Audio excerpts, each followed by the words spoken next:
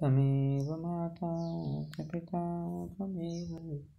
तमेव बन्धु च सखा तमेव विद्या द्रविणं तमेव सर्वं मम देव तमेव सर्वं मम देव तमेव सर्वं मम देव। अष्टादश अध्याय 18 अध्याय 18 अध्याय मोक्ष संन्यास योग श्लोक 15 15 श्लोक। शरीर वाङ्मनो वीर्यात् शरीर वाङ्मनो वीर्यात् शरीर वाङ्मनो वीर्यात् कर्म प्रारभते नरः कर्म प्रारभते नरः न्यायं वा विपरीतं वा न्यायं वा विपरीतं वा न्यायं वा विपरीतं वा पञ्चेते तस्य हेतवः पञ्चेते तस्य हेतवः पञ्चेते तस्य हेतवः। शरीर वाङ्मनो वीर्यात् कर्म प्रारभते नरः न्यायं वा विपरीतं वा पञ्चेते तस्य हेतवः। शरीर वाङ्मनो वीर्यात् कर्म प्रारभते नरः न्यायं वा विपरीतं वा पञ्चेते तस्य हेतवः। शरीर वाङ्मनो वीर्यात् कर्म प्रारभते नरः न्यायं वा विपरीतं वा पञ्चेते तस्य हेतवः। शरीर वाङ्मनो वीर्यात् कर्म प्रारभते नरः न्यायं वा विपरीतं वा पञ्चेते तस्य हेतवः। शरीर वाङ्मनो वीर्यात् कर्म प्रारभते नरः न्यायं वा विपरीतं वा पञ्चेते तस्य हेतवः। ईश्वर हमारे माता और पिता है। माता वो है जो हमको अविनाशी भाव अविनाशी प्रेम अविनाशी ज्ञान कर्म भक्ति अविनाशी स्नेह हुफ वात्सल्य करुणा ममता अविनाशी हास्य आदि तत्व प्रदान करे। पिता वो है जो हमारा लालन पालन पोषण रक्षण संवर्धन जतन तस्मात् शास्त्र प्रमाणम करे। पिता हमस्य जगतो माता दाता पितामह।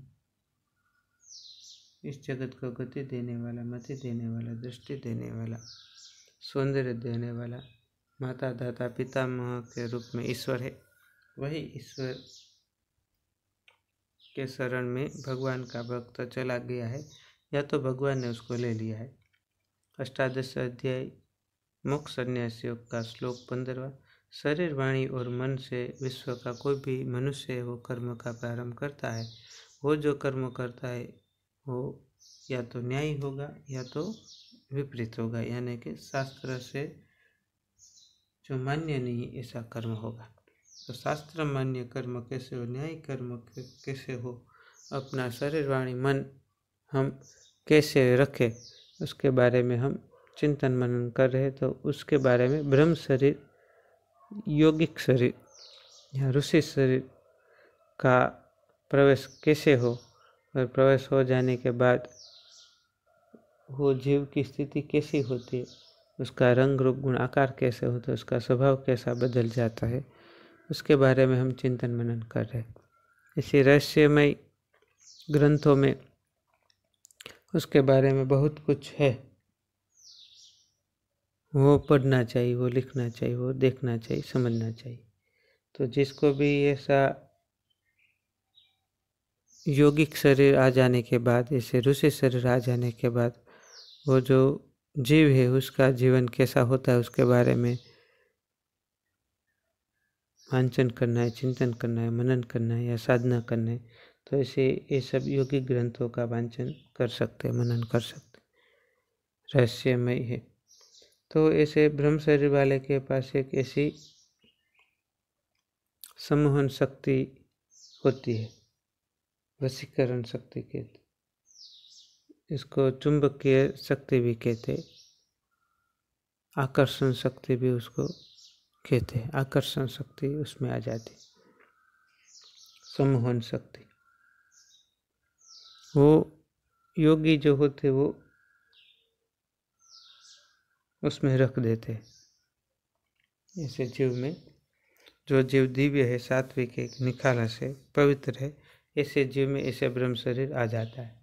और आ जाने के बाद उसकी आँखों में इसका एक ब्रह्म तेज, भाव का तेज, आत्मीयता का तेज, करुणा का, वात्सल्य का, प्रेम का तेज उसकी आँखों में प्रकट होने लगता है। उसकी आँखों में एक शांतता का प्रवाह, तेज का प्रवाह, शीतलता का प्रवाह बहने लगता है। जैसे चंद्र के साथ हमारा अगर त्राटक होगा, चंद्र का ध्यान हम करेंगे, चंद्र के शीतल प्रवाह में हम डूब जाएंगे। उसकी शीतलता का प्रवाह पुष्णामी चौषधि सर्वा के रूप में हम ले लेंगे। जैसे पुष्णामी चौषधि सर्वा सोमभूत व रसात्मक, रसपूर्ण जो वनस्पति बोले थे वो रस है। चंद्र का प्रवाह कैसे रसपूर्ण है, और रस आ जाने के बाद हमारे में जैसे ऊर्जा आ जाती है। स्त्री की गहन गुड़ रहस्यमय योनि में जैसे सात्विक वीर्य प्रभा का रति क्रीड़ा की प्रक्रिया से उसको आ जाने के बाद उसको एक परम तृप्ति, परम शांति, परम आनंद मिलता है। उसके अणु अणु में, कण कण में एक आनंद से लहरी छा जाती।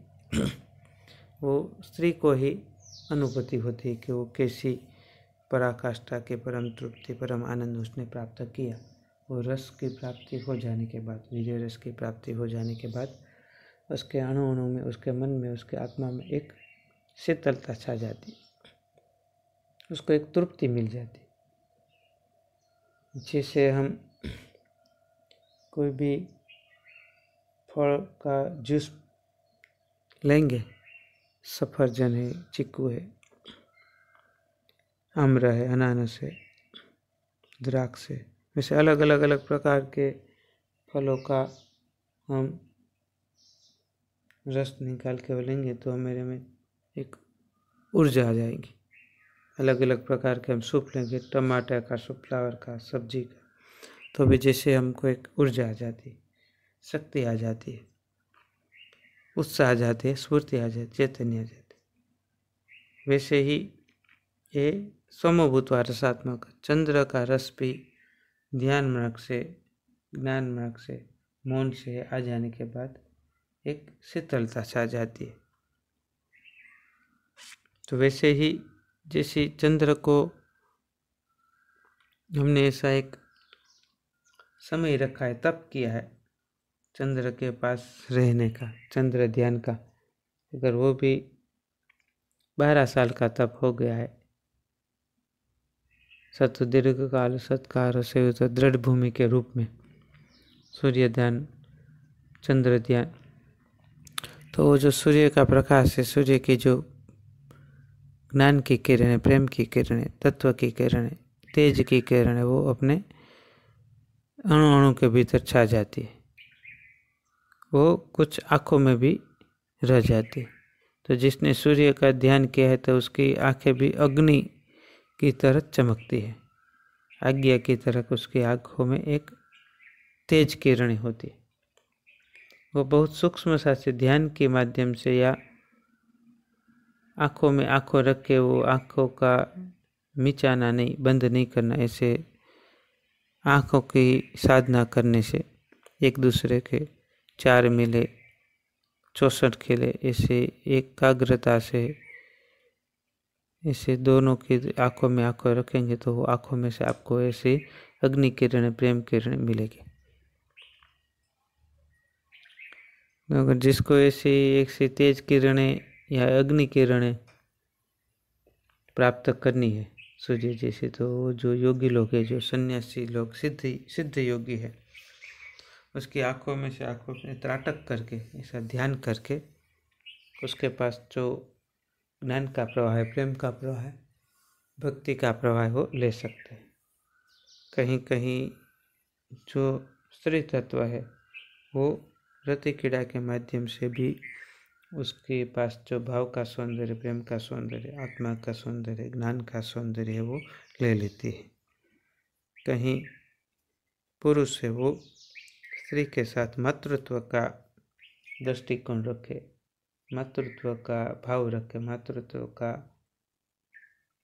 संबंध रखे, वो भी स्त्री के भीतर छुपा हुआ भाव सौंदर्य, प्रेम सौंदर्य, ज्ञान सौंदर्य, तत्व सौंदर्य, गुण सौंदर्य, आत्मीयता का सौंदर्य, दया का सौंदर्य, करुणा, ममता, वात्सल्य का सौंदर्य वो बच्चा बन के ले लेते पुरुष में।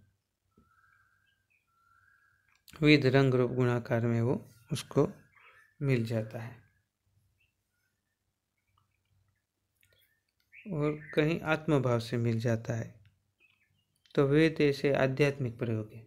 ये सब आध्यात्मिक दृष्टिकोण से, सूक्ष्मता की दृष्टि से हम देखते, इसमें वासना और कामना और भोग की दृष्टि को नहीं है। ये एक प्रयोग है और प्रयोग की जो अवधि है वो जैसे कभी कभी 1 मास की या 6 मास की या 12 साल की भी हो सकती है। वो अपने मन बुद्धि की सूक्ष्मता के ऊपर, अपने डेवलपमेंट के ऊपर आधारित है कि व्यक्ति का आध्यात्मिक विकास कैसे है। तो हम बात कर रहे थे संमोहन, आकर्षण शक्ति की और अग्नि की किरणें की और शीतल किरणें की वो आँखों में होती। तो वो योगी का सानिध्य जैसे ब्रह्म शरीर, ऋषि शरीर और तत्व शरीर की कृपा हो जाने के बाद, वो मिट जाने के बाद, वो शरीर, वाणी और मन और कारण शरीर में आ जाने के बाद उसकी आँखों में आपको एक शीतलता दिखेगी। उसका सानिध्य, सामीप्य, साहचर्य आपको अच्छा लगेगा। उसके संग में आपको बैठने से आपको शांति, समाधान, तृप्ति मिलेगी। उसकी वाणी का चिंतन, मनन, ध्यान करने से आपको जो आपकी वाणी है वो पवित्र होगी, सात्विक बनने लगेगी, दिव्य बनने लगेगी। और ऐसे जीव को आप विविध प्रकार से क्रिया से, विविध प्रकार के कर्म से वो आपके पास रहे ऐसा प्रयत्न करने लगे, क्योंकि इसका सानिध्य, सामीप्य, साहचर्य से आपको शांति, समाधान, तृप्ति मिलती है, आपको आनंद मिलता है, आपको प्रेम मिलता है, आपको भाव मिलता है, आपको आत्मीयता मिलता है, आपको ज्ञान प्रवाह मिलता है, आपको तेज प्रवाह मिलता है, आपको शांत प्रवाह मिलता है। तो आपको वो चाहिए, क्योंकि आपको ऐसे न्याय कर्मों में जाने का, आपकी जो वासना है, आपकी जो कामना है, आपका जो संकल्प है, अपना जो जीवन जीने का जो लक्ष्य है वो आपको न्यायिक कर्म करने का है। तो इसीलिए आप उसके संग में, उसके तन में, उसके मन में, उसकी बुद्धि में, उसके आत्मा में डूबने लगे और आपको भी पता नहीं चलेगा, वैसे वो आप करने लगेंगे। जिसे उदाहरण के रूप में समझने के लिए हम चिंतन करें कि अगर आपके पास इंटरनेट है, व्हाट्सएप है, जैसे गूगल है, यूट्यूब है, तो आप पहले वो उसमें अलग अलग प्रकार के चलचित्र देखते थे, बीभत्स दृश्य देखते थे, अश्लील दृश्य देखते थे, चुंबन के, वासना के, कामना के नग्न दृश्य, अर्धनग्न दृश्य देखते थे, स्त्री हो या पुरुष हो, जो भी हो या युवा हो। लेकिन इसे ब्रह्म शरीर की कृपा हो जाने के बाद, ऋषि शरीर आ जाने के बाद, ऐसा सूक्ष्म शरीर आ जाने के बाद, ज्ञानी का आत्मा आ जाने के बाद, आपको फिर आप यूट्यूब में कोई ऐसे सत्संग पसंद करने लगोगे। कोई आध्यात्मिक जीव है, उसने जो भी सात्विक चिंतन मनन किया है, सात्विक चिंतन दिया है, वो आप सुनने लगेंगे। ऋषि है, गुरु है, कोई कथाकार है, कोई पंडित है, कोई ऐसे अष्ट सिद्धि वाला कोई सन्यासी है और जिसने कोई एकांत में साधना की है, जिसने गुफा में साधना की है, जिसे मौन रहा है, ऐसे ऐसे जीवों का आप वांचन करने लगे, कि चिंतन करने लगे, मनन करने लगे। आपका सर्च यूट्यूब में आप ऐसा सर्च करने लगे,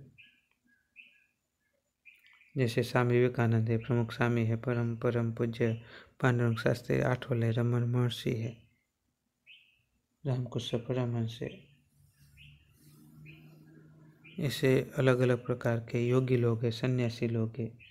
उसने दिया हुआ वाणी का प्रवाह है, उसने किए हुए प्रयोग है, उसका वो जहाँ रह रहे वो आप सर्च करने लगे, वो देखने लगे, और आपके मन में ऐसी ऐसी वासना कामना लगे कि हम भी ऐसे गुफा में जाए, हम भी ऐसे जंगल में जाए, हम भी जहाँ ऐसा सात्विक सत्संग हो रहा है वहाँ रहे, ऐसे आध्यात्मिक शिविर में जाए, वो आप सर्च करने लगे।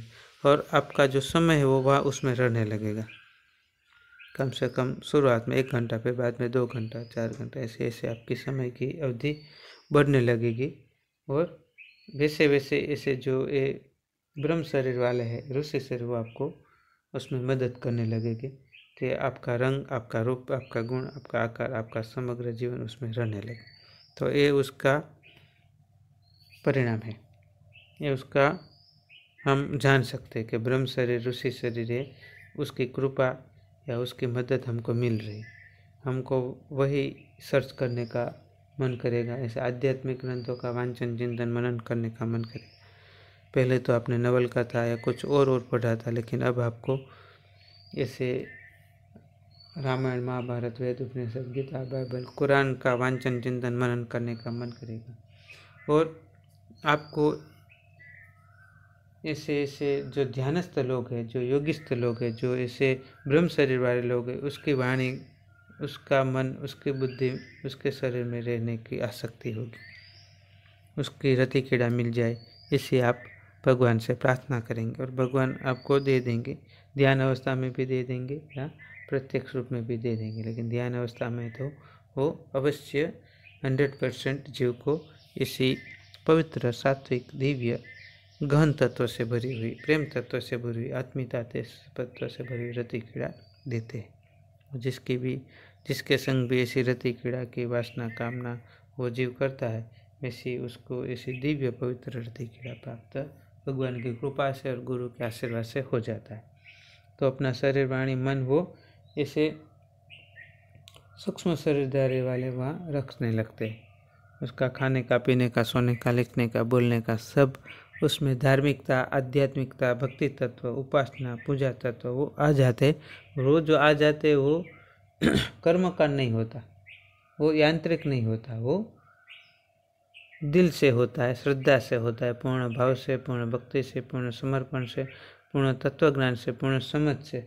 और उसमें वो ब्रह्म शरीर की ही शक्ति होती है, ब्रह्म शरीर की ही गति होती है, ब्रह्म शरीर की ही मति होती है, ब्रह्म शरीर की कृपा होती है, उसके आशीर्वाद होते हैं। वही भीतर रह के वो ये सब ऐसे कर्म कराते हैं।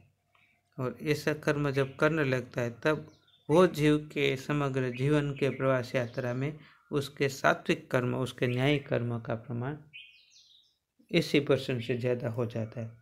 उसका समग्र जीवन का आचार विचार वर्तन हो फिर ऐसे आध्यात्मिक कर्मों से भरे हुए, सात्विक कर्म से भरे हुए, ध्यानस्थ कर्म से भरे हुए, संन्यस्त कर्म से भरे हुए, ज्ञानी कर्म से भरे हुए, भक्ति निष्ठ, ज्ञान निष्ठ, प्रेम निष्ठ, तत्वनिष्ठ कर्म से भरे हुए बन जाते।